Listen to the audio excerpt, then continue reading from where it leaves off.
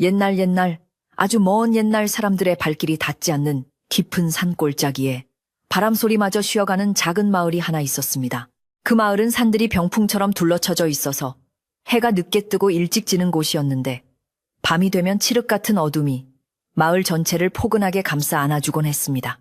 마을 어귀에는 수백 년 된 느티나무가 서 있어서 오가는 사람들의 쉼터가 되어 주었고 그 아래로는 맑은 시냇물이 사계절 내내 졸졸거리며 흘러내려 마을 사람들의 생명수가 되었습니다. 집집마다 저녁이면 밥 짓는 연기가 모락모락 피어오르고 아이들의 웃음소리와 소염을 먹는 소리가 어우러져 평화롭기 그지없는 곳이었습니다. 이 고요한 마을의 가장 안쪽 산자락이 시작되는 곳에 박서방이라 불리는 마음씨 착한 농부의 집이 한 채 있었습니다. 박서방의 집은 비록 으리으리한 기와집은 아니었지만 밭짚으로 엮은 지붕이 두툼하게 올려져 있어 비바람을 막기에 부족함이 없었고 흙과 돌을 섞어 쌓은 담장은 정겨운 운치를 더해주었습니다. 박서방은 마을에서도 소문난 부지런한 일꾼으로 새벽닭이 울기도 전에 일어나 지게를 지고 산으로 향하는 성실한 가장이었습니다. 그는 산에서 나무를 해다가 장에 내다 팔기도 하고 비탈진 밭을 일구어 콩이며 조를 심어 가족들을 건사했습니다. 그의 아내 역시 심성이 곱고 알뜰하여 남편이 벌어오는 것을 허투루 쓰는 법이 없었고 집안 구석구석을 어찌나 쓸고 닦는지 마루에서는 항상 윤이 반질반질 났습니다. 슬아에는 아직 어린 아들이 하나 있었는데 부모를 닮아 예의가 바르고 순박하여 마을 어른들의 귀여움을 독차지하곤 했습니다. 박서방네 가족은 비록 넉넉한 살림은 아니었지만 서로를 아끼고 위하는 마음만은 누구보다 부자였기에 밤마다 호롱불 아래 모여 앉아 도란도란 이야기를 나누는 것이 하루의 가장 큰 낙이었습니다. 그들의 삶은 마치 잔잔한 호수처럼 평온했고 큰 욕심 없이 주어진 것에 감사하며 살아가는 모습은 보는 이들의 마음까지 따뜻하게 만들었습니다. 그러던 어느 늦가을 찬 바람이 제법 매섭게 불기 시작하던 날이었습니다. 박서방은 겨울을 날 횟감을 마련하기 위해 평소보다 더 깊은 산속으로 들어갔다가 해가 뉘엿뉘엿 지고 나서야 하산하게 되었습니다. 지게 한가득 나무를 싣고 내려오는데 숲속 어딘가에서 가느다란 신음소리가 들려왔습니다. 처음에는 바람이 나뭇가지를 스치는 소리인가 싶어 무심히 지나치려 했으나 소리는 애처롭고 끈질기게 박서방의 발길을 붙잡았습니다. 소리가 나는 쪽으로 조심스럽게 다가가 보니 덤불 속에 새까만 털뭉치 같은 것이 웅크리고 있었습니다. 그것은 태어난 지 얼마 되지 않아 보이는 강아지였는데 어미를 잃은 것인지 아니면 누군가 내다 버린 것인지 알 수 없었으나 며칠을 굶은 듯 털이 어찌나 검은지 어둠 속에서는 눈동자조차 구별하기 힘들 정도였지만 박서방은 그 작은 생명에게서 꺼져가는 불씨 같은 미약한 온기를 느꼈습니다. 그는 주저없이 자신이 입고 있던 낡고해진 무명, 저고리를 벗어 강아지를 조심스럽게 감쌌습니다. 산바람이 땀이 식은 등줄기를 차갑게 때렸지만 품 안에 안긴 강아지의 콩닥거리는 심장 박동을 느끼자 가슴 한구석에서 묘한 책임감이 솟아올랐습니다. 그는 서둘러 지게를 다시 짊어지고 행여나 강아지가 떨어질세라 품에 단단히 안은 채 어두워진 산길을 조심조심 내려가기 시작했습니다. 집에 도착했을 때는 이미 사방이 캄캄해져 있었고 살인문 앞에서는 아내가 호롱불을 들고 걱정스러운 얼굴로 서성이고 있었습니다. 아내는 남편의 품속에 있는 검은 덩어리를 보고 깜짝 놀라 뒷걸음질 쳤지만 이내 그것이 다 죽어가는 강아지라는 것을 알고는 안도의 한숨을 내쉬었습니다.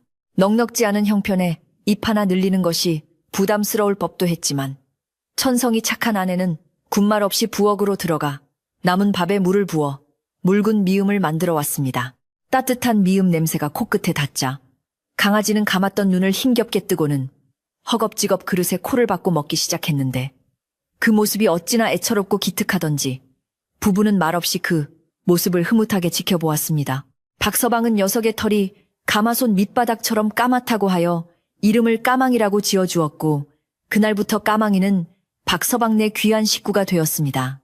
마을 사람들은 박서방이 검은 개를 주워왔다는 소식을 듣고는 하나둘씩 혀를 차며 우려 섞인 말들을 늘어놓기 시작했습니다. 예로부터 검은 짐승은 밤에 귀신을 불러들이거나 집안에 애군을 끼친다는 흉흉한 소문이 있었기 때문입니다. 우물가에서 만난 이웃집 안악은 박서방의 아내에게 넌지시 그 개를 다시 산에 갖다 놓는 게 좋지 않겠냐며 겁을 주기도 했고, 마을 어귀의 노인들은 박서방이 지나갈 때마다 고개를 가로저으며 차시장 혀를 찼습니다. 하지만 박서방은 그런 소리에도 아랑곳하지 않고 생명에는 귀천이 없으며 인연이 다 우리 집에 온 것을 어찌 내칠 수 있겠냐며 허허 웃어 넘겼습니다. 박서방의 지극정성 덕분인지 비쩍 말라 뼈만 앙상했던 까망이는 하루가 다르게 살이 오르고 윤기가 흐르기 시작했습니다. 처음에는 걷는 것조차 힘겨워하던 녀석이 어느새 마당을 폴짝폴짝 뛰어다니게 되었고, 박서방이 지게를 지고 나갈 때면 살인문 밖까지 쫓아나와 꼬리를 세차게 흔들며 배웅을 하곤 했습니다. 까망이의 털은 햇빛을 받으면 마치 기름을 발라놓은 듯 반질반질하게 빛이 났고, 눈동자는 밤하늘의 별처럼 깊고 영롱하여 보는 사람으로 하여금 묘한 신비감을 느끼게 했습니다. 마을 사람들의 우려와 달리 까망이는 짖는 소리 한 번 없이 조용하고 점잖아서 오히려 집안에 듬직한 기운을 불어넣어주는 듯 했습니다. 계절이 바뀌어 산천 초목이 얼어붙는 긴 겨울이 찾아왔지만 박서방네 집은 까망이 덕분에 훈훈한 온기가 감돌았습니다. 추운 밤이면 까망이는 아궁이 앞이나 안방 문지방 아래 웅크리고 앉아 밤새도록 집을 지켰는데, 작은 인기척이라도 들리면 귀를 쫑긋 세우고 경계하며 가족들의 단잠을 지켜주었습니다. 박서방의 어린 아들은 까망이를 친형제처럼 따르며 털 속에 얼굴을 파묻고 장난을 치곤 했는데, 까망이는 아이가 아무리 귀찮게 해도 으르렁거리는 법 없이 묵묵히 받아주었습니다. 눈이 펑펑 쏟아지는 날이면 아이와 강아지는 마당에서 뒹굴며 놀았고, 그 웃음소리가 담장을 넘어 마을 어귀까지 울려 퍼지곤 했습니다. 이듬해 봄이 되자 까망이는 이제 다 자란 성견의 모습을 갖추게 되었는데, 그 풍채가 어찌나 늠름한지 마치 산속의 늑대를 연상케 할 정도였습니다. 덩치는 송아지만큼 커졌지만 성품은 여전히 온순하여 마당에 병아리들이 돌아다녀도 건드리는 법이 없었고, 오히려 고양이나 쥐가 나타나면 잽싸게 쫓아내어 병아리들을 보호했습니다. 박서방이 밭을 갈러 나갈 때면 까망이는 묵묵히 그 뒤를 따랐고, 박서방이 땀을 흘리며 일하는 동안 밭두렁에 앉아 먼 산을 바라보며 주인을 기다렸습니다. 그 모습이 어찌나 의젓한지 지나가던 사람들도 이제는 흉을 보는 대신 박서방네게는 사람보다 낫다며 칭찬을 하기 시작했습니다. 어느 날 마을을 지나가던 떠돌이 스님 한 분이 박서방네 집 앞을 지나다가 까망이를 보고는 걸음을 멈추고 한참을 응시했습니다. 스님은 목이 마르다며 물 한 바가지 얻어 마시기를 청했고, 박서방의 아내는 시원한 우물물을 길어다 정성껏 대접했습니다. 물을 들이켠 스님은 마루 밑에 엎드려 있는 까망이를 가리키며 저 개는 보통 개가 아닙니다. 눈 속에 연기가 서려 있으니 훗날 주인에게 큰 은혜를 갚을 것입니다. 부디 귀하게 여기시고 절대 남에게 주거나 팔지 마십시오. 라는 알 수 없는 말을 남겼습니다. 박서방은 그 말이 무슨 뜻인지 깊이 헤아릴 수는 없었지만 고개를 끄덕이며 까망이를 더욱 아끼겠노라 다짐했습니다. 시간은 흘러 무더위가 기승을 부리는 여름이 찾아왔고, 마을은 찌는 듯한 더위에 숨을 헐떡였습니다. 매미 소리가 귀가 따가울 정도로 울어대고 바람 한 점 없는 날들이 계속되면서 사람들은 지쳐갔지만 박서방은 묵묵히 땀을 흘리며 다가올 가을 추수를 준비했습니다. 까망이도 더위에 지쳤는지 혀를 길게 빼고 헉헉거리면서도 잠시도 박서방 곁을 떠나지 않고 그의 그림자처럼 붙어 다녔습니다. 유독 그의 여름은 하늘의 기색이 심상치 않았는데, 맑은 하늘에 갑자기 먹구름이 끼었다가 사라지기를 반복하고, 밤이면 산짐승들의 울음소리가 평소보다 더 날카롭게 들려오곤 했습니다. 박서방은 밤마다 마루에 앉아 부채질을 하며 까망이의 등을 쓰다듬어 주었는데, 그때마다 까망이는 박서방의 손길을 느끼며 깊은 숨을 내쉬었습니다.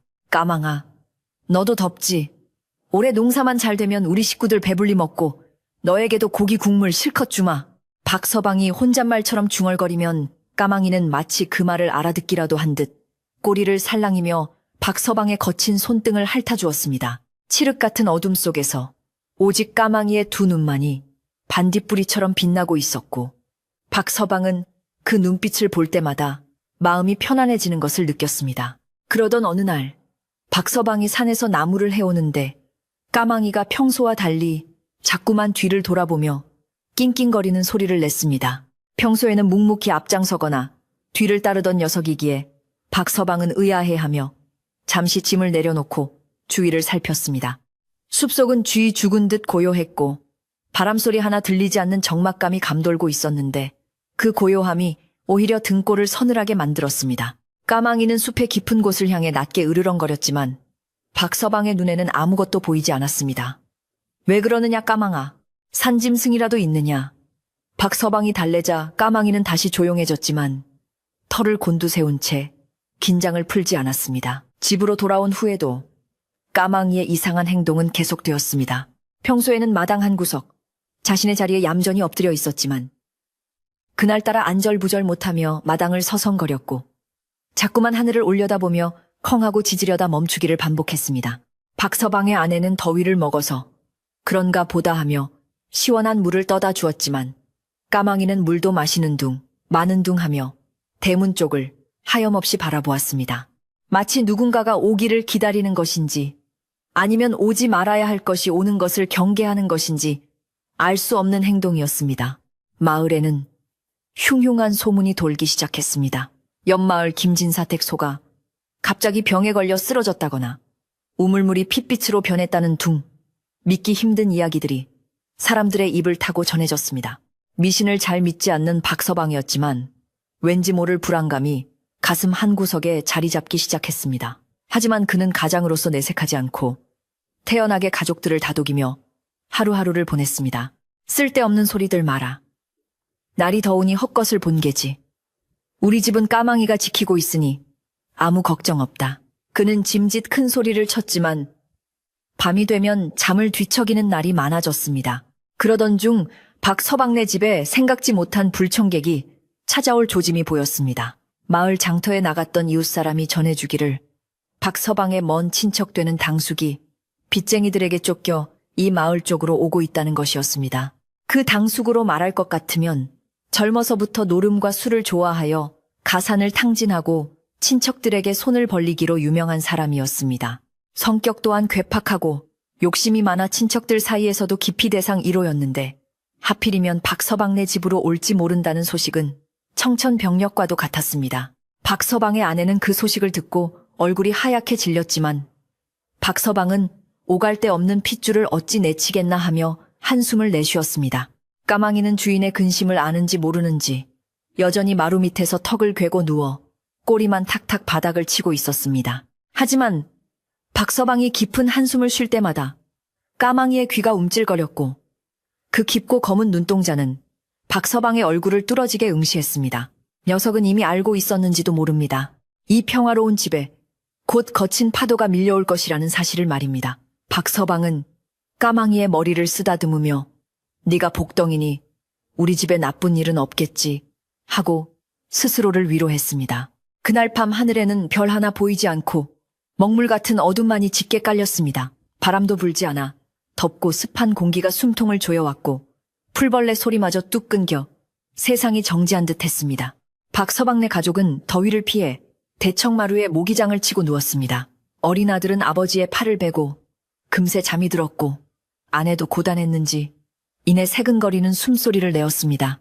하지만 박서방은 쉽게 잠들지 못하고 부채질만 계속했는데 마당 한가운데 앉아 대문 쪽을 노려보고 있는 까망이의 뒷모습이 자꾸만 눈에 밟혔기 때문입니다. 까망이는 마치 돌부처처럼 꼼짝도 하지 않고 어둠 속을 응시하고 있었습니다. 평소라면 가족들이 잠들 시간에 맞춰 제 자리에 가서 웅크리고 잤을 텐데 그날은 유독 긴장한 태세로 보초를 서는 병사처럼 꼿꼿이 앉아 있었습니다.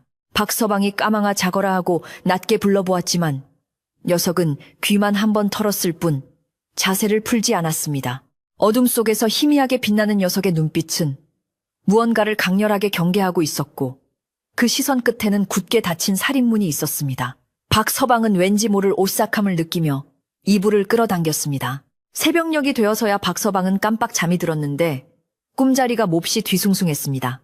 꿈속에서 시커먼 구렁이 한 마리가 담을 넘어 들어와 집을 칭칭 감는가 하면 갑자기 마당에 있던 우물물이 끌어넘쳐 집을 삼키려는 악몽이 이어졌습니다. 식은땀을 흘리며 깨어났을 때는 이미 아침 해가 떠오르고 있었지만 개운함보다는 몸이 천근만근 무거웠습니다. 마당을 내다보니 까망이는 밤새 그 자리를 지켰는지 털이 이슬에 젖어 축축한 채로 여전히 대문을 바라보고 있었습니다. 박서방이 세수를 하러 우물가로 가는데 대문 밖에서 왁자지껄한 소리가 들려왔습니다. 거친 목소리와 함께 살인문이 쾅 하고 열리더니 낯익으면서도 반갑지 않은 얼굴이 불쑥 들이닥쳤습니다. 바로 소문으로만 돌던 그 골치 아픈 당숙이었습니다. 꾀꾀꾀한 행색에 술 냄새를 풍기며 들어선 당숙은 대뜸 마당에 서 있는 까망이를 보고는 에이구 아침부터 재수없게 검은 개가 버티고 있어 하며 침을 퀭 뱉었습니다. 까망이는 으르렁거리지 않고 그저 싸늘한 눈빛으로 당숙을 올려다볼 뿐이었습니다. 당숙은 박서방을 보자마자 조카야, 나 좀 살려다오 하며 마루로 성큼성큼 올라왔습니다. 흙 묻은 신발도 벗지 않은 채 마루에 걸터앉는 당숙의 모습에 박서방의 아내는 미간을 찌푸렸지만 차마 뭐라고 하지는 못했습니다. 당숙은 빚쟁이들에게 시달려 도망쳐 왔다며 당분간 이 집에 머물겠다고 으름장을 놓았습니다. 말이 부탁이지 사실상 통보나 다름없었고 박서방네의 평화로운 일상은 그렇게 금이 가기 시작했습니다. 당숙이 집에 들어온 첫날부터 집안 분위기는 엉망이 되었습니다. 당숙은 밥투정을 하며 반찬이 없다고 상을 엎으려 하거나 애지중지 키우는 닭을 잡아 술안주로 내오라고 소리를 질러댔습니다. 박서방은 속이 탔지만 어른을 공경해야 한다는 생각에 꾹 참고 비위를 맞추려 노력했습니다. 하지만 당숙의 횡포는 날이 갈수록 심해졌고 특히 까망이를 볼 때마다 발길질을 하려 하거나 몽둥이를 휘두르며 위협했습니다. 저놈의 검은 개 눈빛이 기분 나빠. 당장 내다 버리던지 잡아먹던지 해라. 당숙의 고함 소리가 집에 울려 퍼질 때마다 박서방의 아들은 무서워 울음을 터뜨렸습니다. 그럼에도 불구하고 까망이는 당숙에게 덤비거나 짖지 않았습니다. 다만 당숙이 박서방이나 가족들에게 해를 끼치려 할 때면 슬그머니 다가와 그 사이를 가로막고 서서 조용히 이빨을 드러낼 뿐이었습니다. 그럴 때마다 당숙은 이 짐승놈이 사람을 알아보고 하며 길길이 날뛰었지만 까망이의 서슬퍼런 눈빛에 기가 눌려 슬금슬금 물러나곤 했습니다. 박서방은 그런 까망이가 고마우면서도 한편으로는 당숙이 해코지라도 할까봐 늘 마음을 졸여야 했습니다. 어느덧 여름의 한복판 태양이 이글거리는 대낮에도 불길한 기운이 감도는 날들이 이어졌습니다. 당숙은 술에 취해 대낮부터 마루에서 코를 골며 자고 있었고 박서방은 마당에서 연장을 손질하고 있었습니다. 그때 갑자기 까망이가 자리를 박차고 일어나 하늘을 향해 길게 울부짖기 시작했습니다. 아우... 늑대 울음소리 같기도 하고 비명을 지르는 것 같기도 한 그 소리는 듣는 이의 뼈마디를 시리게 할 만큼 처절했습니다. 박서방이 깜짝 놀라 쳐다보니 까망이의 시선은 집 뒤편의 삼봉우리를 넘어 몰려오는 검은 구름을 향해 있었습니다. 그 구름은 평범한 비구름이 아니었습니다. 마치 먹물을 풀어놓은 듯 짙고 검은 구름 덩어리가 뱀처럼 꿈틀거려 하늘을 뒤덮어오고 있었는데 그 속도가 어찌나 빠른지 순식간에 사방이 어두워졌습니다. 바람 한 점 없던 마당에 갑자기 회오리 바람이 일며 흙먼지가 날렸고 마루에서 자던 당숙도 그 기괴한 소리에 놀라 부스스 일어났습니다. 까망이는 이제 하늘을 향해 짖는 것을 멈추고 박서방의 바짓가랑이를 물고 흔들기 시작했습니다. 평소와는 전혀 다른 다급하고 절박한 몸짓이었습니다. 이것이 바로 마을 사람들이 두려워하던 재앙의 전조인지 아니면 까망이가 보내는 생명의 신호인지 박서방은 혼란스러운 마음으로 어두워진 하늘을 올려다보았습니다. 검은 구름이 몰려오기 시작하자 한낮의 태양은 자취를 감추고 세상은 순식간에 밤처럼 어두워졌습니다. 먹물을 들이부은 듯한 하늘은 금방이라도 땅으로 무너져 내릴 것처럼 낮게 깔려 있었고 사방을 압도하는 무거운 공기가 박서방네 집을 짓누르기 시작했습니다. 바람 한 점 불지 않는 기이한 정적 속에서 나뭇잎 하나 흔들리지 않았지만 공기 중에는 매캐하고 비릿한 냄새가 섞여 있어 숨을 쉴 때마다 가슴이 답답해져 왔습니다. 박서방은 마당 한가운데 서서 하늘을 올려다보았는데 구름의 색깔이 단순한 검은색이 아니라 시퍼런 멍이 든 것처럼 불길한 빛을 띠고 있어 등골이 오싹해졌습니다. 산새들도 모두 둥지로 숨어버렸는지 쩍쩍거리는 소리 하나 들리지 않았고 오직 멀리서 들려오는 짐승들의 낮은 울음소리만이 이따금씩 고요를 깰 뿐이었습니다.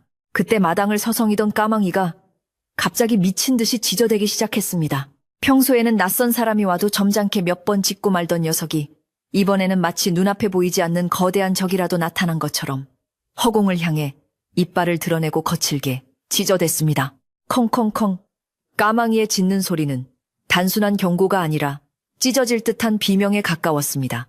녀석은 마당을 빙글빙글 돌다가 대청마루 밑으로 기어들어가 땅을 파헤치더니 다시 튀어나와 안방문을 긁어대며 식구들을 부르기 시작했습니다.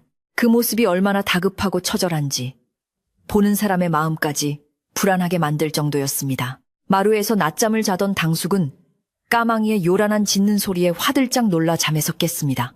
술이 덜 깬 몽롱한 눈으로 주위를 둘러보던 당숙은 대낮인데도 캄캄한 하늘과 미친 듯이 날뛰는 개를 보고는 짜증이 머리끝까지 치솟았습니다. 이놈의 개가 드디어 미쳤구나. 조용히 하지 못해 당숙은 고래고래 고함을 지르며 마루 밑에 있던 빗자루를 집어들었습니다. 머리가 지끈거리는 숙취에 시끄러운 개 짖는 소리까지 더해지니 당숙의 화는 걷잡을 수 없이 커져만 갔습니다. 그는 비틀거리며 마당으로 내려와 까망이를 향해 빗자루를 휘둘렀지만 까망이는 잽싸게 피하며 더욱 거세게 짖어댈 뿐이었습니다. 박서방의 아내는 방 안에서 아이를 꼭 껴안고 두려움에 떨고 있었습니다. 아이는 까망이의 무서운 울음소리와 어두워진 집안 분위기에 놀라 자지러지게 울음을 터뜨렸고 아내는 아이의 귀를 막아주며 어쩔 줄 몰라 했습니다. 여보, 까망이가 왜 저래요? 무슨 일이 생길 것만 같아요. 아내의 떨리는 목소리가 문틈으로 새어나왔습니다. 박서방은 아내를 안심시키려 했지만 자신조차 설명할 수 없는 공포감에 입이 떨어지지 않았습니다. 그는 본능적으로 지금 이 상황이 예사롭지 않음을 감지했고 까망이의 행동이 단순한 투정이 아님을 직감했습니다. 당숙은 분을 이기지 못하고 부엌 앞까지 쫓아가 까망이를 구석으로 몰았습니다.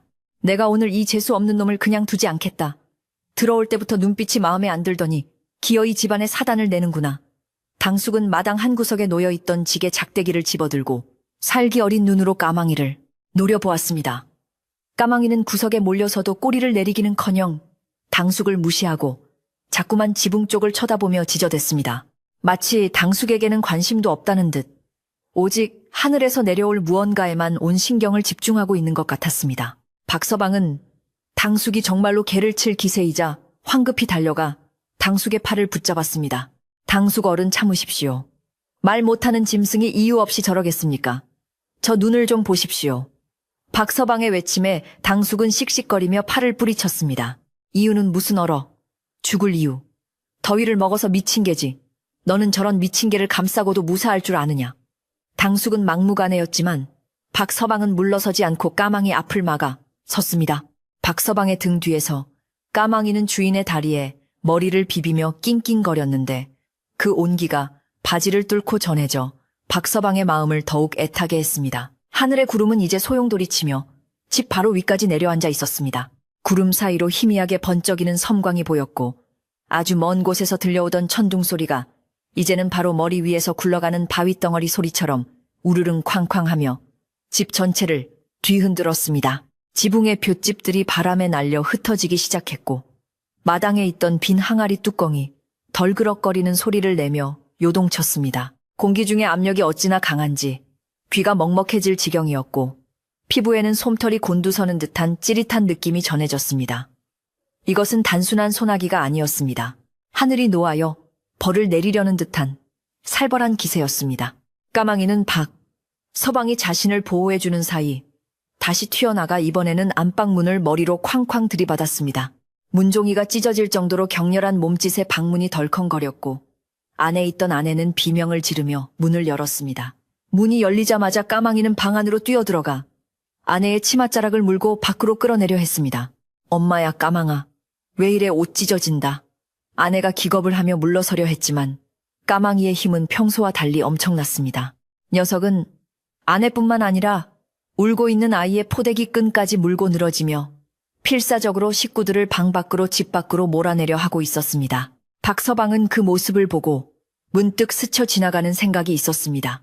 예전 그 떠돌이 스님이 했던 말, 짐승이 사람보다 먼저 하늘의 뜻을 읽는다는 말이 뇌리를 강타했습니다.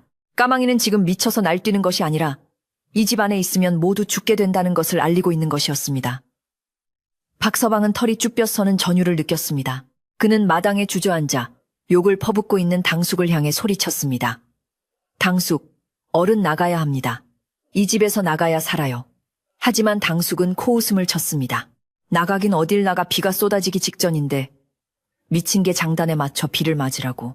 당숙의 비웃음에도 아랑곳하지 않고 박서방은 방으로 뛰어들어가 아내와 아이를 부축해 일으켰습니다. 여보, 내 말 믿고 빨리 신발 신어. 까망이가 우리를 살리려는 거야. 어서. 평소 온화하던 남편의 서슬퍼런 고함에 아내는 얼떨결에 아이를 업고 마루로 나왔습니다. 까망이는 가족들이 밖으로 나오자 꼬리를 흔들며 안도하는 듯 싶었으나 여전히 움직이지 않는 당숙을 보고는 다시 맹렬하게 지저댔습니다. 녀석은 당숙의 바짓가랑이를 물고 문 쪽으로 질질 끌기 시작했습니다. 당숙은 이거 안 놔. 이놈의 개가 하며 발길질을 해댔지만 까망이는 턱이 부서져라 꽉 물고 놓지 않았습니다. 마당은 이제 한 치 앞도 분간하기 힘들 정도로 어두워졌고 간헐적으로 번쩍이는 번개 불빛만이 사물을 비추고 있었습니다. 번개가 칠 때마다 까망이의 눈동자는 파랗게 빛났는데 그 눈빛에는 살기보다는 애원에 가까운 간절함이 담겨 있었습니다. 입가에는 거품이 일고 발톱은 땅을 긁어 피가 배어나왔지만 녀석은 멈추지 않았습니다. 박서방은 까망이의 그 처절한 몸부림을 보며 확신을 가졌습니다. 이 집은 위험하다. 당장 벗어나지 않으면 큰일이 난다. 그는 아내의 손을 잡고 대문 쪽으로 뛰기 시작했습니다. 당숙 어른, 제발 고집 그만 부리고 나오세요. 박서방이 대문 밖에서 소리쳤지만 당숙은 마루 기둥을 붙잡고 버텼습니다. 내가 이깟 개새끼한테 질 줄 알고 나는 꼼짝도 안 한다.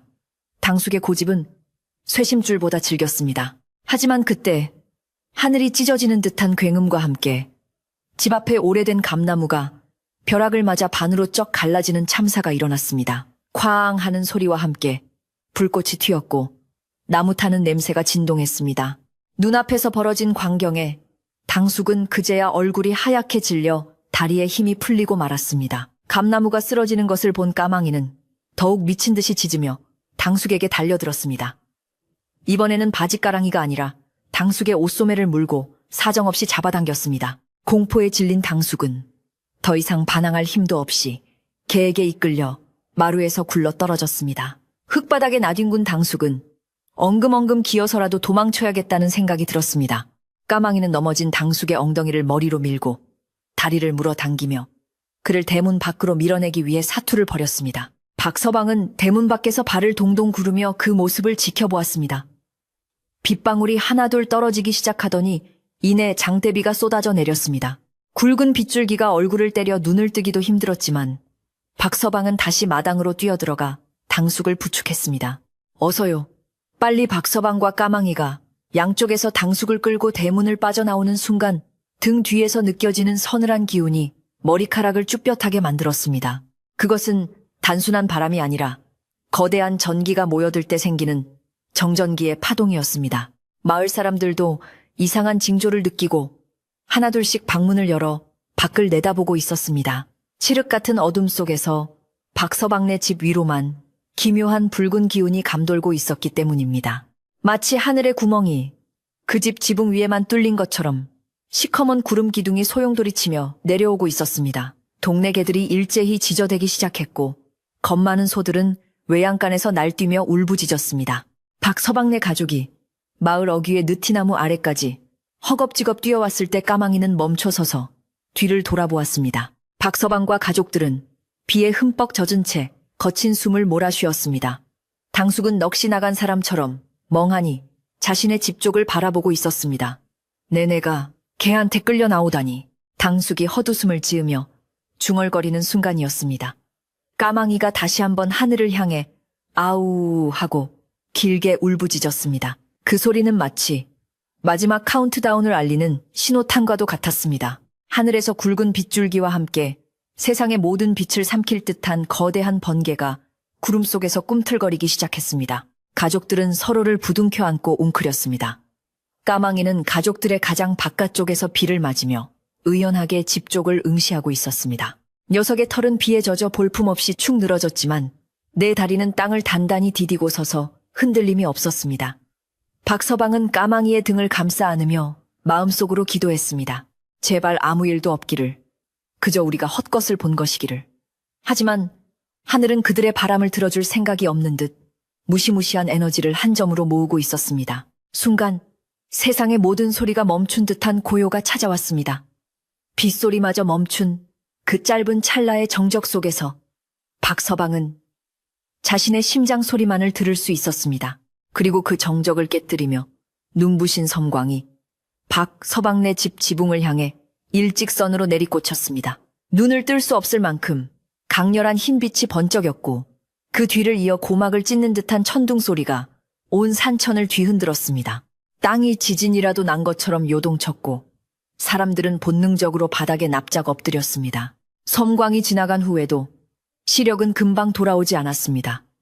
눈앞에 하얀 잔상이 어른거리는 가운데 매캐한 타는 냄새가 코를 찔렀습니다. 박서방이 간신히 눈을 뜨고 집 쪽을 바라보았을 때 그곳에는 믿을 수 없는 광경이 펼쳐져 있었습니다. 불과 몇 분 전까지만 해도 가족들이 누워있던 안방과 대청마루가 있던 자리에 시뻘건 불기둥이 치솟아 오르고 있었던 것입니다. 하늘이 무너져 내릴 듯한 굉음과 함께 떨어진 벼락은 박서방네 집의 지붕을 단숨에 뚫고 들어갔습니다. 칠흑 같은 어둠 속에서 솟아오른 시뻘건 불기둥은 빗줄기마저 무색하게 만들 정도로 거세게 타올랐고 젖은 핏집이 타면서 내뿜는 매캐한 연기가 사방으로 퍼져나갔습니다. 박서방과 가족들은 마을 어귀 느티나무 아래서 그 참혹한 광경을 지켜보며 입을 다물지 못했습니다. 불과 몇 발자국 차이로 삶과 죽음이 갈렸다는 사실에 다리에 힘이 풀려 주저앉을 수밖에 없었습니다. 아내는 아이를 품에 꼭 안은 채 하염없이 눈물을 흘렸고 박서방은 떨리는 손으로 까망이의 등을 쓰다듬으며 거친 숨을 몰아쉬었습니다.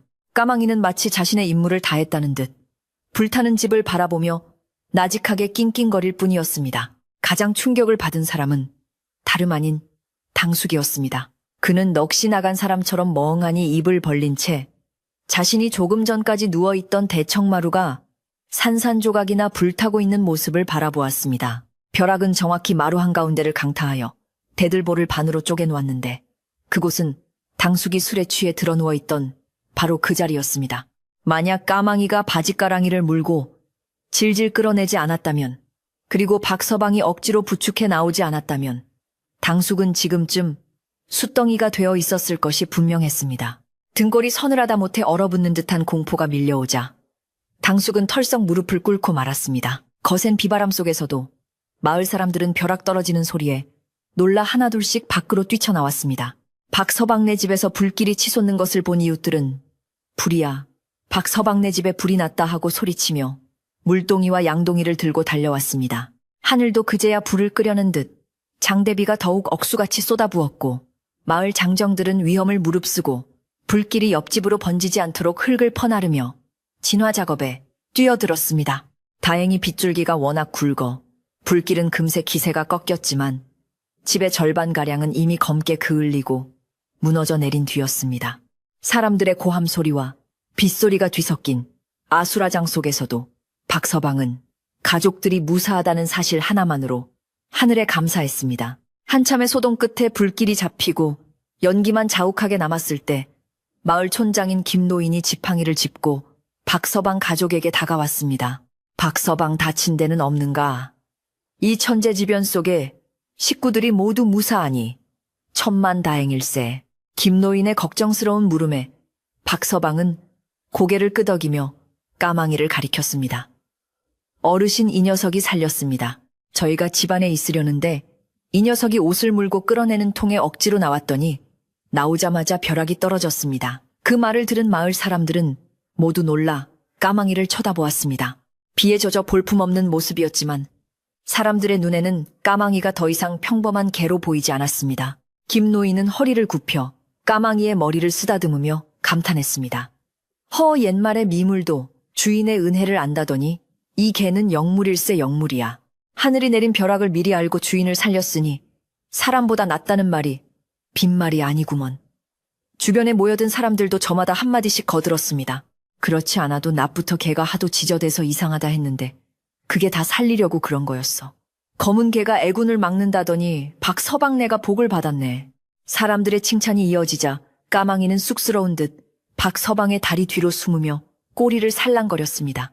그때 바닥에 주저앉아 있던 당숙이 비틀거리며 일어났습니다. 흙탕물로 범벅이 된 옷을 입은 채 그는 천천히 까망이 앞으로 걸어왔습니다. 평소 같으면 발길질을 하거나 욕을 했을 당숙이었지만 지금 그의 눈빛은 완전히 달라져 있었습니다. 당숙은 까망이 앞에 털썩 무릎을 꿇더니 그 더러운 손으로 까망이의 젖은 발을 잡고 흐느끼기 시작했습니다. 미안하다. 내가 죽을 죄를 지었다. 네가 나를 살렸는데 나는 너를 때리고 구박만 했구나. 내가 짐승만도 못한 놈이다. 당숙의 진심 어린 사죄에 주인은 숙연해졌습니다. 까망이는 그런 당숙의 손을 뿌리치지 않고 혀로 그의 손등을 가만히 핥아주었습니다. 그날 밤 박서방네 가족은 집이 파손되어 잠잘 곳이 마땅치 않았지만 마을 인심 덕분에 이웃집 사랑방에서 하룻밤을 묵을 수 있었습니다. 따뜻한 아랫목에 몸을 녹이며 박서방은 잠든 까망이의 모습을 한참이나 바라보았습니다. 온몸이 진흙투성이가 된 채 곤히 잠든 녀석의 숨소리가 그 어느 때보다 평온하게 들렸습니다. 당숙은 구석에 앉아 죄인처럼 고개를 숙이고 있었는데 박서방이 다가와 어깨를 두드리며 말했습니다.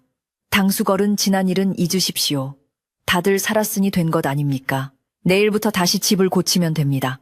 당숙은 눈시울을 붉히며 고개를 끄덕였습니다. 그래, 내가 평생 이 은혜는 잊지 않으마. 내일부터는 나도 새 사람이 되어서 돕겠네. 다음날 아침 언제 그랬냐는 듯 하늘은 맑게 개어 있었고 햇살은 눈부시게 쏟아졌습니다. 간밤에 폭우로 씻겨 내려간 마을은 더욱 깨끗하고 선명한 빛깔을 띠고 있었습니다. 박서방이 집터로 돌아가 보니 처참하게 무너진 지붕과 검게 탄 기둥들이 흉물스럽게 남아 있었지만 신기하게도 안방의 아랫목과 부엌의 솥단지는 멀쩡했습니다. 마치 하늘이 정신만 차리면 다시 살 수 있다라고 말해주는 듯 했습니다. 박서방이 망연자실하게 서 있을 때 마을 입구에서 왁자지껄한 소리가 들려왔습니다. 마을 사람들이 지게에 팻집과 나무를 지고 손에는 연장을 든 채 몰려오고 있었던 것입니다. 박서방 뭐하고 있나? 집 고쳐야지. 이웃집 김씨가 호탕하게 웃으며 소리쳤습니다. 마을의 두레패들이 모두 모여 박서방네 집 복구 작업에 나선 것이었습니다. 어젯밤 자네 개가 한 일을 듣고 우리 집사람이 감동해서 아침 일찍 밥을 해서 보냈네. 어서 먹고 시작하세. 마을 안악들은 머리에 광주리를 이고 와서 마당 한쪽에 밥상을 차렸습니다. 박서방은 가슴이 벅차올라 말문이 막혔습니다. 평소 이웃들에게 베풀며 살아온 덕이기도 했지만 무엇보다 까망이가 보여준 기적 같은 이야기가 마을 사람들의 마음을 움직인 덕분이었습니다. 복구 작업은 일사천리로 진행되었습니다. 마을 장정들은 무너진 지붕에 탄 볏집을 걷어내고 산에서 베어온 튼튼한 소나무로 새로운 대들보를 올렸습니다. 흙장이들은 무너진 벽에 찰진 황토를 발라 틈새를 메웠고 안악들은 새끼를 꼬아 지붕을 엮을 준비를 했습니다. 그 중에서도 가장 눈에 띄게 열심히 일하는 사람은 바로 당숙이었습니다. 그는 평소에 게으른 모습은 온데간데 없이 무거운 흙짐을 나르고 지붕 위로 볏짚을 던져 올리며 누구보다 구슬땀을 흘렸습니다. 비켜라. 이 무거운 건 내가 든다. 당숙이 씩씩하게 외치며 통나무를 짊어지는 모습에 마을 사람들도 사람이 벼락 맞고 환골탈태했다며 농담을 던지고 웃었습니다. 까망이는 공사 현장의 감독관이라도 된 양 마당 한가운데 높은 곳에 앉아 사람들이 일하는 모습을 지켜보았습니다. 마을 사람들은 오가며 까망이에게 말을 걸거나 맛있는 고기 반찬을 던져주었습니다. 요 녀석 네가 이 집의 수호신이다. 장하다 까망아. 이 고기 먹고 힘내라. 까망이는 꼬리를 살랑이며 주는 음식을 받아 먹었고 가끔씩 일하는 당숙 곁으로 다가가 컹하고 짖어 응원을 보내기도 했습니다. 당숙은 그때마다 땀을 훔치며 그래 알았다. 게으름 안 피우마 하고 대답해 사람들을 웃게 만들었습니다. 해질 무렵이 되자 박서방네 집은 예전보다 훨씬 더 튼튼하고 번듯한 모습으로 재탄생했습니다. 새로 올린 황토벽은 튼실했고 황금빛 쇳집으로 엮은 지붕은 석양을 받아 반짝거렸습니다. 비록 가재도구는 많이 탔지만 집의 뼈대가 튼튼하니 다시 시작하는 데는 아무런 문제가 없었습니다. 마을 사람들은 마당에 멍석을 깔고 둘러앉아 막걸리와 새참을 나눠 먹으며 하루의 피로를 풀었습니다. 웃음소리가 끊이지 않는 그 자리에서 벼락 맞은 집 이야기는 벌써부터 마을의 전설이 되어가고 있었습니다. 당숙은 막걸리 한 사발을 들이키고는 박서방 앞에서 정식으로 입을 열었습니다. 조카야, 그리고 질부야. 내가 그동안 못나게 굴어서 정말 미안하다. 이번 일로 깨달은 바가 크다. 내일 날이 밝는 대로 읍내로 나가서 일자리를 알아보마. 더 이상 너희에게 짐이 되지 않고 나도 사람 구실하며 살아야겠다. 당숙의 선언에 박서방은 깜짝 놀라 만류하려 했지만 당숙의 눈빛은 확고했습니다. 아니다, 가야 한다. 그리고 빚도 내 힘으로 갚을 거다. 까망이가 준 이 두 번째 목숨 헛되이 쓰지 않으려면 그렇게 해야 해. 박서방의 아내도 당숙의 진심을 느끼고는 따뜻한 국밥 한 그릇을 더 퍼주며 말했습니다. 당숙 어른정 그러시다면 말리지 않겠습니다. 하지만 언제든 힘들면 쉬러 오세요. 여기가 당숙 어른 댁 아닙니까? 그 따뜻한 말 한마디에 당숙은 결국 참았던 눈물을 터뜨리고 말았습니다. 그는 투박한 손으로 눈물을 훔치며 국밥을 꾸역꾸역 밀어 넣었습니다. 그 모습을 지켜보던 마을 사람들도 코끝이 찡해져 말없이 술잔을 기울였습니다. 불행인 줄 알았던 벼락이 오히려 묵은 갈등을 태워버리고 가족의 정을 단단하게 굳혀준 셈이었습니다. 마당 한 구석에서 뼈다귀를 뜯고 있던 까망이도 분위기가 훈훈해진 것을 아는지 배부른 소리를 내며 벌러덩 들어 누웠습니다. 박서방의 아들은 까망이의 배를 베개 삼아 누워 별을 올려다보고 있었고 까망이는 아이의 머리카락을 핥아주며 여유를 즐겼습니다. 어제의 그 공포스럽고 긴박했던 순간은 온데간데 없고 집안에는 다시 평화로운 기운이 감돌았습니다. 벼락 맞은 대추나무가 더 단단해지듯 박서방네 가족은 이 시련을 통해 서로를 더 깊이 이해하고 사랑하게 되었습니다. 밤이 깊어지자 마을 사람들은 하나둘 집으로 돌아갔고 박서방네 가족과 당숙만이 새로 단장한 마루에 앉아 밤하늘을 올려다보았습니다. 구름 한 점 없는 밤하늘에는 은하수가 강물처럼 흐르고 있었고 풀벌레 소리가 자장가처럼 들려왔습니다. 박서방은 까망이를 곁으로 불러 꼭 안아주었습니다. 고맙다, 까망아. 네, 덕분에 우리가 다시 웃을 수 있게 되었어. 까망이는 박서방의 품에 얼굴을 파묻으며 깊은 숨을 내쉬었습니다. 녀석의 체온이 박서방의 가슴으로 전해지며 말로는 다 할 수 없는 깊은 유대감이 두 생명 사이에 흘렀습니다. 당숙은 짐을 챙기기 시작했습니다. 낡은 옷까지 몇 벌이 전부였지만 그의 표정은 그 어느 때보다 가벼워 보였습니다. 내일 아침 일찍 떠나마. 인사는 지금 하세. 고맙다. 정말 고맙다. 당숙은 박서방의 손을 꼭 잡고 흔들었습니다. 그리고 까망이에게 다가가 한참을 눈을 맞추더니 주머니 깊숙한 곳에서 쌈지돈을 꺼내 박서방에게 건넸습니다. 이건 내가 비상금으로 숨겨둔 돈이다. 얼마 안 되지만 까망이 맛있는 거나 좀 사줘라. 내 생명의 은인에게 주는 선물이다. 박서방이 사양했지만 당숙은 억지로 손에 쥐어주고는 방으로 들어갔습니다. 고요한 밤, 박서방은 잠자리에 누워 생각에 잠겼습니다. 검은 개가 들어오면 집안이 망한다던 사람들의 말은 모두 헛소문이었습니다.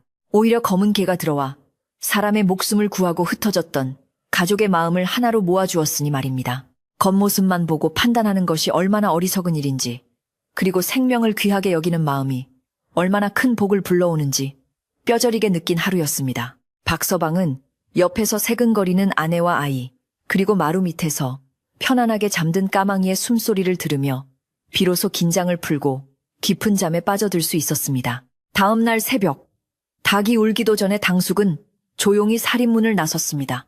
박서방이 인기척을 느끼고 나왔을 때는 이미 당숙의 뒷모습이 멀어지고 있었습니다. 그런데 놀랍게도 까망이가 대문 앞까지 따라 나가 당숙이 가는 길을 지켜보고 있었습니다. 당숙은 가다 말고 뒤를 돌아보더니 까망이를 향해 손을 흔들었습니다. 잘 있어라. 검둥아, 내 꼭 성공해서. 다시. 오마 까망이는 짖지 않고 꼬리를 살랑이며 당숙이 고갯마루를 넘어 보이지 않을 때까지 그 자리를 지켰습니다. 그것은 두 사내, 아니 한 사람과 한 영물 사이의 무언의 작별 인사이자 새로운 시작을 알리는 의식이었습니다. 당숙이 떠나고 난 뒤 박서방네 집에는 가을이 깊어감과 함께 진정한 평화가 찾아왔습니다. 무너진 지붕을 새로 엮고 그을린 기둥을 닦아내는 동안 계절은 어느새 산천을 울긋불긋한 단풍으로 물들여 놓았습니다. 벼락을 맞아 반으로 갈라졌던 감나무는 비록 그 모양새가 흉하게 변했지만 신기하게도 남은 가지에서 더욱 붉고 탐스러운 감들이 주렁주렁 열려 마을 사람들의 탄성을 자아냈습니다. 사람들은 그 감나무를 보며 하늘이 내린 불을 견뎌낸 나무라 영험하다며 그 나무 아래서 소원을 빌기도 하고 떨어진 감잎을 부적처럼 주워가기도 했습니다. 박서방은 그 나무를 베어내지 않고 그대로 두어 집안을 지켜준 까망이의 공로와 하늘의 뜻을 잊지 않으려 했습니다. 마을 사람들의 시선 또한 완전히 달라져 있었습니다. 예전에는 검은 개가 재수가 없다며 손가락질하던 사람들이 이제는 박서방네 집 앞을 지날 때마다 까망이를 보며 허리를 굽혀 인사를 건네곤 했습니다. 어이구, 우리 마을을 지켜준 영물 잘 잤느냐 하며 지나가던 노인이 까망이에게 마른 멸치나 고구마를 던져주는 일은 이제 흔한 풍경이 되었습니다. 아이들도 더 이상 까망이를 무서워하지 않고 다가와 등을 쓰다듬거나 함께 뛰어놀았는데 까망이는 그럴 때마다 점잖게 꼬리를 흔들며 아이들의 장난을 모두 받아주었습니다. 검은 털은 햇살을 받아 더욱 윤기 있게 빛났고 그 모습은 마치 흑단으로 조각한 수호상처럼 듬직해 보였습니다. 가을거지가 시작되자 박서방은 그 어느 해보다 바쁜 나날을 보냈습니다. 하늘이 내린 비와 벼락이 땅의 기운을 돋우었는지 올해 농사는 유독 풍년이었습니다. 황금빛으로 물든 들판에서 박서방이 낫을 휘두를 때마다 튼실한 벼 이삭들이 수북하게 쌓였고 콩밭에서는 콩깍지가 터질 듯이 여물어 있었습니다. 박서방은 지게 가득 곡식을 싣고 집으로 돌아올 때마다 마중 나온 까망이를 보며 한박 웃음을 지었습니다. 까망아, 올해는 창고가 가득 차겠구나. 이게 다 네가 복을 불러온 덕분이다. 박서방의 칭찬에 까망이는 껑충 뛰며 주인의 기쁨을 함께 나누었습니다. 집안 곳곳에는 수확한 곡식과 과일들이 쌓여 풍요로운 냄새가 진동했습니다. 어느 장날 읍내 장터에 나갔다 돌아온 이웃집 김씨가 박서방네 집을 급히 찾아왔습니다. 김씨의 손에는 묵직한 꾸러미 하나가 들려 있었는데 고소한 고기 냄새가 나는 것이 예사 물건이 아니었습니다. 박서방, 내가 장터 주막에서 누굴 만났는지 아는가? 자네 당숙을 만났네. 김씨의 말에 박서방과 아내는 하던 일을 멈추고 깜짝 놀라 김씨를 쳐다보았습니다. 당숙이 떠난 지 몇 달이 지났지만 소식이 없어 내심 걱정하던 참이었기에 김씨의 말은 반가우면서도 한편으로는 긴장되는 소식이었습니다. 김씨는 신이 나서 이야기를 풀어놓았습니다. 당숙은 읍내의 큰 대장간에서 일하고 있었는데 예전의 게으른 모습은 온데간데 없고 숯검댕이가 된 얼굴로 열심히 풀무지를 하고 있더라는 것이었습니다. 사람이 어찌나 변했는지 처음에는 못 알아볼 뻔했네. 내가 아는 척을 하니 자네에게 전해달라며 이걸 주더구먼. 김씨가 건넨 꾸러미를 열어보니 질 좋은 소고기 2근과 당숙이 꼬깃꼬깃 모은 쌈짓돈 그리고 서툰 글씨로 쓴 편지 한 장이 들어있었습니다. 편지에는 조카야, 나는 잘 지낸다. 빚도 많이 갚았다. 이 고기는 내 생명의 은인인 까망이에게 꼭 끓여주어라. 날이 추워지는데 식구들 모두 건강해라. 라고 적혀 있었습니다. 박서방의 아내는 편지를 읽으며 눈시울을 붉혔습니다. 당숙 어른이 정말로 새 사람이 되셨네요. 이게 다 우리 까망이 덕분이에요. 박서방도 가슴이 뭉클해져 먼 산을 바라보며 고개를 끄덕였습니다. 한때 집안의 골칫덩어리였던 당숙이 개 한 마리의 충심에 감복하여 개과천선했다는 사실은 사람의 힘으로는 어찌할 수 없는 기적과도 같은 일이었습니다. 박서방은 그날 저녁 당숙이 보낸 고기를 듬성듬성 썰어 가마솥에 넣고 푹 끓였습니다. 구수한 고기 국물 냄새가 온 집안에 퍼지자 까망이는 부엌 문턱에 앉아 코를 벌름거리며 꼬리를 살랑거렸습니다. 겨울이 찾아오면서 산골 마을에는 하얀 눈이 소복이 쌓이기 시작했습니다. 온 세상이 은빛으로 변한 어느 날 저녁 박서방네 가족은 따뜻한 아랫목에 둘러앉아 저녁상을 받았습니다. 밖에는 쌩쌩 부는 바람 소리가 들려왔지만 황토로 두껍게 바른 벽과 뜨끈한 구들장 덕분에 방 안은 훈훈하기 그지없었습니다. 밥상 위에는 갓 지은 하얀 쌀밥과 당숙이 보내준 고기로 끓인 국, 그리고 아내가 정성껏 담근 김장김치가 올라와 있었습니다. 소박하지만 그 어떤 진수성찬보다 따뜻하고 풍성한 저녁 식사였습니다. 박서방은 밥을 한 숟가락 뜨기 전에 먼저 큼지막한 그릇에 고기와 국물을 넉넉히 담아들고 밖으로 나갔습니다. 마루 밑에는 까망이를 위해 짚을 두툼하게 깔아 만든 따뜻한 보금자리가 마련되어 있었습니다. 자, 까망아. 이건 당숙 어른이 너에게 주는 선물이다. 많이 먹고 올겨울도 건강하게 나자. 박서방이 그릇을 내려놓자 까망이는 기다렸다는 듯이 김이 모락모락 나는 고깃국을 허겁지겁 먹기 시작했습니다. 찹찹거리며 먹는 소리가 어찌나 경쾌한지 보고 있는 박서방의 배가 다 부를 지경이었습니다. 박서방은 쭈그리고 앉아 까망이의 등을 한참이나 쓰다듬어 주었습니다. 방으로 돌아온 박서방은 아내와 아들과 함께 밥을 먹으며 도란도란 이야기를 나누었습니다. 여보, 내년 봄에는 집 뒤 텃밭을 좀 더 넓혀서 약초를 심어볼까 해요. 장에 내다 팔면 쏠쏠할 것 같아요. 아내의 말에 박서방은 고개를 끄덕이며 맞장구 쳤습니다. 좋은 생각이야. 그리고 까망이 새끼라도 보게 되면 마을 사람들이 서로 데려가려고 난리일 테니 그것도 준비해야지. 부부의 대화는 미래에 대한 희망과 설렘으로 가득 차 있었습니다. 아이는 밥을 다 먹고는 아랫목에 배를 깔고 누워 할머니가 들려주던 옛날 이야기, 책을 소리내어 읽었습니다.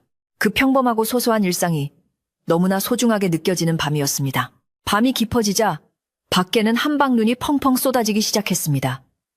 눈 쌓이는 소리가 사각사각 들려오고 창호지 문 너머로 은은한 달빛이 비쳐 들어왔습니다. 박서방은 방문을 살짝 열어 밖을 내다보았습니다.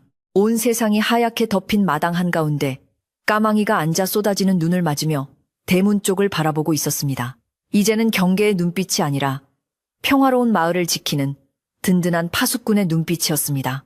박서방이 까망아 춥다. 어서 들어가 자라. 하고 부르자 까망이는 한번 뒤를 돌아보고는 툭툭 털고 제 집으로 쏙 들어갔습니다. 박서방은 자리에 누워 천장을 바라보며 지난 1년 동안 있었던 일들을 주마등처럼 떠올렸습니다. 산에서 죽어가던 작은 강아지를 품에 안고 내려오던 날, 마을 사람들의 따가운 시선, 무더운 여름날에 불안했던 징조, 그리고 하늘이 갈라지던 그날의 벼락과 까망이의 필사적인 구조, 그 모든 것이 마치 꿈만 같았습니다. 하지만 옆에서 들려오는 가족들의 숨소리와 밖에서 가끔 들리는 까망이의 코기는 소리는 이것이 꿈이 아닌 현실임을 말해주고 있었습니다. 박서방은 마음속 깊은 곳에서 우러나오는 감사의 기도를 올렸습니다. 착하게 살면 복이 온다는 말이 틀린 말이 아님을, 그리고 인연을 소중히 여기면 그 인연이 다시 생명을 구한다는 진리를 깨달았기 때문입니다. 아내는 아이를 재우고 박서방 곁으로 다가와 조용히 속삭였습니다. 여보, 정말 다행이에요. 우리가 그때 까망이를 데려오지 않았더라면 어떻게 되었을까요? 생각만 해도 아찔해요. 박서방은 아내의 손을 꼭 잡으며 대답했습니다. 그러게 말이야. 짐승도 은혜를 아는데 우리도 더 베풀며 살아야지. 당숙 어른이 돌아오면 따뜻한 방 하나 내어드리고 마을에 어려운 사람 있으면 우리가 먼저 돕세. 아내는 남편의 말에 환하게 웃으며 고개를 끄덕였습니다. 부부의 마음이 하나로 모아지니 방 안의 공기는 더욱 따뜻하게 데워졌습니다. 어느덧 자정이 넘어가고 마을의 모든 불빛이 꺼진 고요한 밤이 되었습니다. 산짐승들도 잠이 들었는지 숲속은 쥐 죽은 듯 조용했고 오직 타닥타닥 타오르는 아궁이의 장작 소리만이 정적을 메우고 있었습니다. 박서방네 집 지붕 위로 소복이 쌓인 눈은 달빛을 받아 보석처럼 반짝였고 그 아래 단란한 가족과 그들의 생명의 은인인 검은 개는 세상에서 가장 편안한 잠에 빠져들었습니다.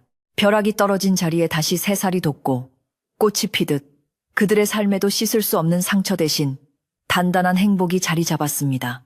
옛말에 이르기를 덕을 쌓은 집에는 반드시 경사가 있고 은혜를 아는 짐승은 사람보다 낫다고 했습니다. 박서방네 이야기는 입에서 입으로 전해져 그 마을뿐만 아니라 이웃 마을 그리고 먼 고을에까지 널리 퍼져나갔습니다. 사람들은 검은 개를 보면 더 이상 피하지 않고 박서방네 개처럼 복을 가져다 줄지 모른다며 귀하게 여기게 되었다고 합니다. 그리고 박서방네 집은 대대로 번창하여 까망이의 후손들과 함께 오래오래 행복하게 살았다는 이야기가 전해집니다. 지금도 비바람이 몰아치고 천둥이 치는 날이면 마을 노인들은 아이들을 무릎에 앉히고 이 이야기를 들려주곤 합니다. 얘야, 세상에 하찮은 생명은 없단다. 작은 강아지 한 마리가 온 가족을 살리고 집안을 일으킨 것처럼 너희도 작은 인연을 소중히 여기고 착한 마음을 잃지 말거라. 그러면 아이들은 눈을 동그랗게 뜨고 고개를 끄덕이며 창밖의 빗소리를 자장가 삼아 잠이 들곤 하지요. 오늘 밤 여러분의 꿈속에도 까망이처럼 든든하고 따뜻한 수호천사가 찾아가 편안한 안식을 지켜주기를 바랍니다. 바람이 자고 별이 총총한 이 깊은 밤, 박서방네 아랫목처럼 따뜻한 이불 속에서 근심 걱정 모두 내려놓으시고 편안히 주무시길 바랍니다. 검은 개의 충직한 숨소리가 당신의 곁을 지키고 있을 테니까요. 안녕히 주무세요.